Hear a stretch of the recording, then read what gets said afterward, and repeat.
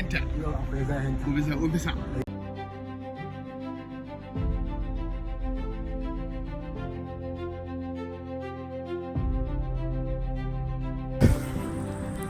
Gobe ta Allah ce, Allah masanin gobe.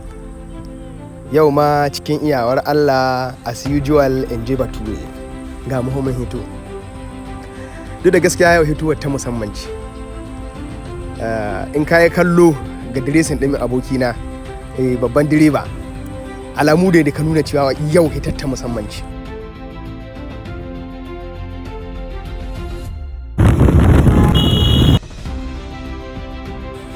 Specifically wannan hitar mun yi ta ne domin mu ziyarci wasu matasa waɗanda ake yayansu a yanzu.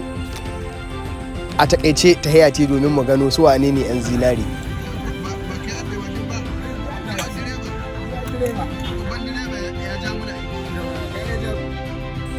Sai dai cikin iyawa Allah ta hayar tun bata yi nisa ba mun ka fara samun matsalar mashin. Amma dai alhamdulillah cikin ɗan lokaci an kammala.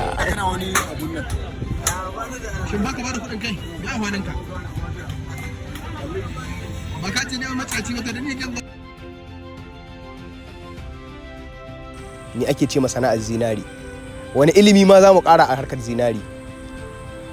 Gobe ta Allah ce, Allah masanin gobe, ku biyo ni ku sha kallo.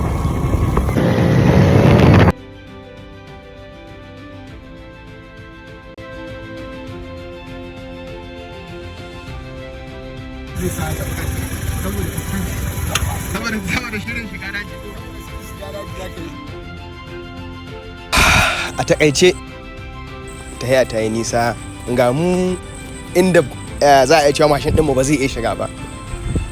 Kusan dole sai an nemi abin hawa, shi yasa muka nemi ɗan kabo muka ce to da Allah a ran kaya da mu, kuma gashi dai hanya alhamdulillah. Daji ne fa abin ku da zo mu je gobe. Akwai kallo. Gobe ta Allah ce, Allah masanin gobe. Ai abokina.